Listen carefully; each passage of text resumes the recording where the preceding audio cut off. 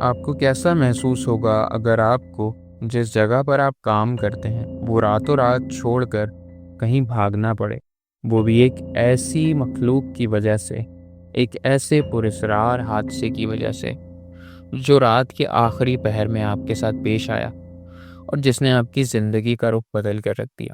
تو اپنے head phones پہن لیں، آیت الکرسی پڑھنا نہ بھولیں اور اپنے اوپر دم کر لیں۔ کمزور دل افراد اس ویڈیو کو ہرگز نہ دیکھیں، اور اگر آپ ڈرائیو کرتے ہوئے اسٹوری کو سن رہے ہیں تو ایک نظر اپنی بیک سیٹ پر ضرور ڈال دیں، کیونکہ میں نے سنا ہے جب بھی ہم اس معفوق الفطرت مخلوق کے بارے میں بات کرتے ہیں تو یہ ہمارے آس پاس جمع ہو جاتی ہے اور بڑی تجسس سے سنتی ہے کہ ہم اس کے بارے میں کیا بات کر رہے ہیں۔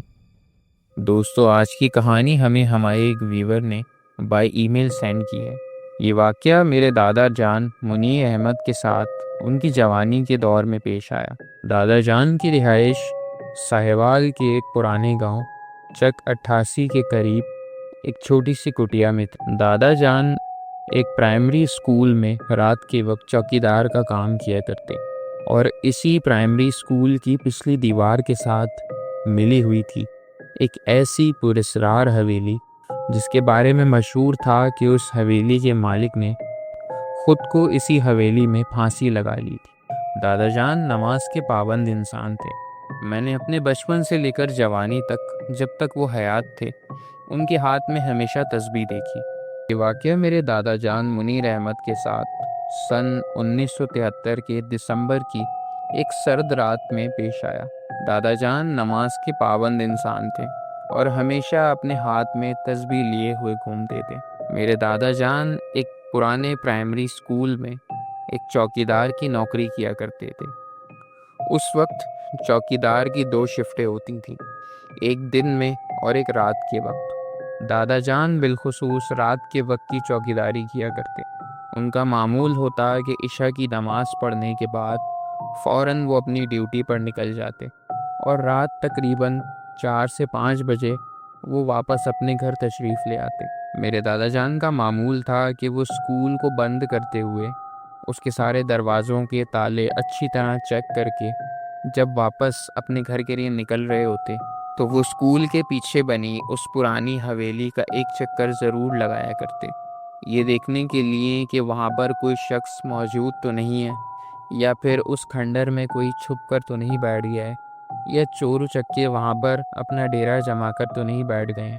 اس رات بھی دادا جان اپنی سائیکل پر اس حویلی کے پچھلے حصے میں چکر لگا رہے تھے، لیکن اس رات معمول سے ہٹ کر ایک چیز ہوئی۔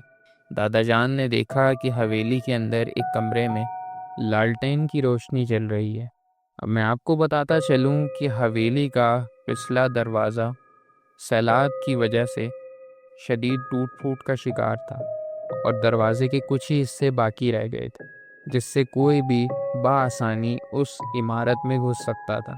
اسی جھری سے دیکھتے ہوئے میرے دادا جان کو لالٹین کی وہ روشنی نظر آئی۔ دادا جان کو لگا جیسے کوئی چور چکا اندر چھپ کر بیٹھ گیا ہے۔ دادا جان فوراً اس حویلی کے اندر گئے اور اس کمرے کے باہر جا کر دروازے پر کھٹکا کیا، کون ہے یہاں پر، سامنے آؤ۔ اندر سے کوئی آواز نہ آئی، نہ ہی کوئی انسان باہر آیا۔ اب کی بار دادا جان دروازے کو دھکا دے کر کھولتے ہوئے خود ہی اس کمرے میں داخل ہو گئے، اور جیسے ہی وہ اس کمرے میں داخل ہوئے انہوں نے دیکھا کمرے کے بیچوں بیچ ایک لالٹین جلتی ہوئی رکھی ہے، جس کے پاس ایک آدمی جھک کر بیٹھا ہوا ہے۔ دادا جان کو لگا کہ وہ کوئی چور ہے اور لالٹین کے پاس بیٹھا اپنے ہاتھ اور جسم کو گرم کر رہا ہے تاکہ وقت پڑنے پر باہر نکل کر اس اسکول میں چوری کر سکے۔ دادا جان فوراً اس کے سر پر جا کھڑے ہوئے اور اس سے بولا کہ فوراً اپنا سامان اٹھاؤ اور چلتے بنو، یہاں تمہیں کوئی چوری کرنے کا سامان نہیں ملے گا۔ اس شخص نے بڑی ہی عجیب سی آواز میں کہا کہ میں یہاں چوری کرنے نہیں آیا، میں چلا جاؤں گا، تم جاؤ۔ دادا جان کو اس کی بات پر یقین نہیں تھا، اس لیے انہوں نے اس شخص کو اب کی بار بہت سخت لہجے میں کہا، فوراً اٹھو اور جاؤ یہاں سے، میں 1 منٹ بھی اب تمہیں یہاں سے برداشت نہیں کروں گا۔ دادا جان کا یہ کہنا تھا کہ اس شخص نے اپنا چہرہ اٹھا کر اوپر دیکھا۔ اس وقت دادا جان کی حیرت کی کوئی انتہا نہ رہی۔ دادا جان نے دیکھا کہ اس شخص کے چہرے پر کوئی ناک، کوئی کان، کوئی آنکھیں، کوئی ہونٹ، کچھ بھی نہیں تھا۔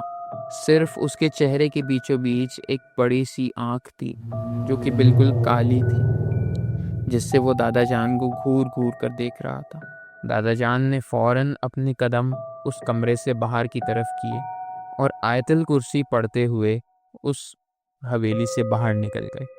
اس رات جب دادا جان گھر پہنچے تو ان کی حالت غیر تھی، ان کے ہاتھ پیر ٹیڑھے ہونے لگے تھے۔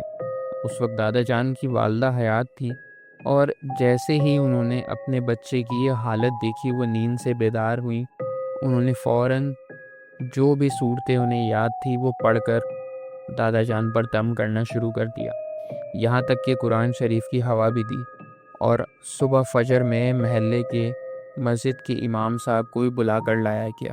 پورا محلہ پریشان تھا کہ آخر منیر احمد کو کیا ہو گیا ہے۔ نہ وہ زبان سے کچھ بول پا رہے تھے، نہ کسی کو دیکھ پا رہے تھے، نہ کچھ کر پا رہے تھے۔ ان کے ہاتھ پیر عجیب طرح سے مڑے ہوئے تھے۔ ان کی والدہ کا رو رو کر برا حال تھا۔